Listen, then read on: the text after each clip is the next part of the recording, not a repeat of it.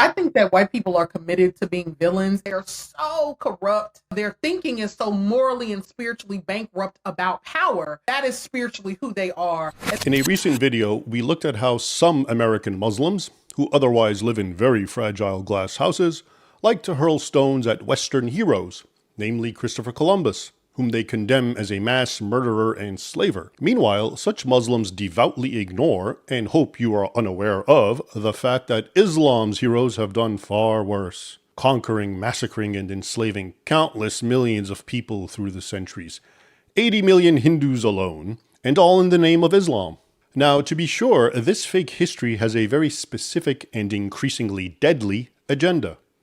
If you rewrite the past in a manner that casts all whites and Christians as villains, and casts all non-whites and non-Christians as victims, voila!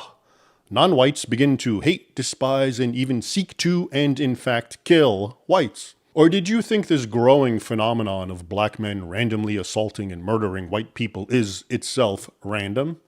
No, they've been repeatedly told, and are responding to the claim, that white people are the source of all evil. They are, in short, avenging themselves on their oppressors. For an example of the sort of intellectual backing that feeds this hatred, look no further than to Brittany Cooper, a black professor at Rutgers University, who, when it comes to white people, believes that, well, let's hear it from the horse's mouth. I think that white people are committed to being villains in the aggregate, right? The real sort of issue here, and I've heard people sort of say it, is one, I think that white people viscerally fear. It's not that white people don't know, right, what they have done. They know. They fear that there is no other way to be human but the way in which they are human, which is to, so, like you talk to white people, and whenever you really want to have a reckoning about it, they say stuff like, it's just human nature. If y'all had all of this power, you would have done the same thing, right? Right indeed. In fact, 17 years ago, I made this very same point about human nature in an article. Check it out, link in the description. Look, it really comes to this. If whites have been historically aggressive or exploitative of non-whites, that's not because they are intrinsically evil, a racist point, by the way, but simply because they were able to. And that's the bottom line of all history. Capability.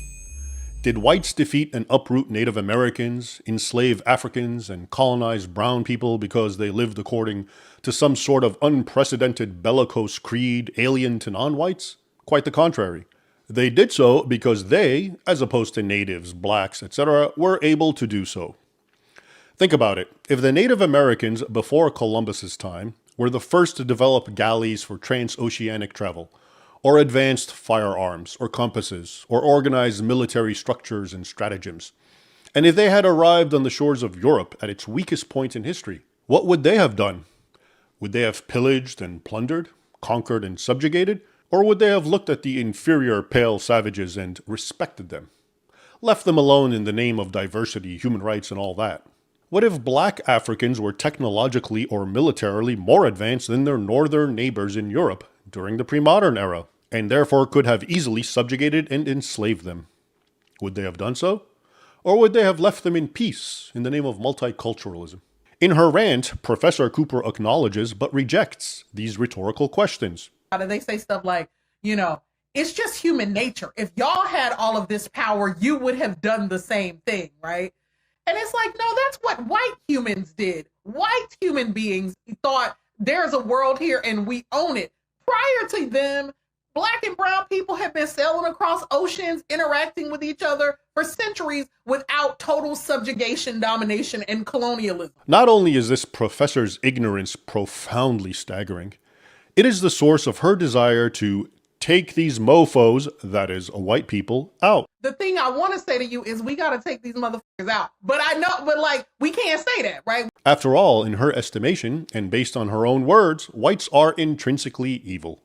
It's apparently in their blood. Meanwhile, back in the real world, and as already mentioned, all peoples, white, black, brown, yellow, red, have warred on each other and, when capable, keyword, have gone on the offensive, often exploiting the other, depending on their capabilities, whether they were, like blacks and Native Americans, limited to bows and arrows and spears, or whether, like later Europeans, they possessed guns and cannons. Their impact was either minimal and local or maximal and global. But the will to dominate was always there, across the board. As one author writes, quote, "When thinking of pre-Columbian America, forget what you've seen in the Disney movies." This is a reference to the 1995 animation Pocahontas. "Think slavery, cannibalism, and mass human sacrifice. From the Aztecs to the Iroquois, that was life among the indigenous peoples before Columbus arrived. For all the talk from the angry and indigenous about European slavery, it turns out that pre-Columbian America was virtually one huge slave camp." Similarly, another author writes that American Indians engaged in, quote, "total subjugation and domination," despite Ms. Cooper's insistence that prior to them, Black and brown people have been sailing across oceans, interacting with each other for centuries without total subjugation, domination, and colonialism. He adds that, quote, "Many historians agree that Native American tribes committed atrocities against each other, thirsting for power and land and killing anyone that stood in the way, long before any European settler set foot on the continent. Indeed, it was the same with Professor Cooper's own African ancestors.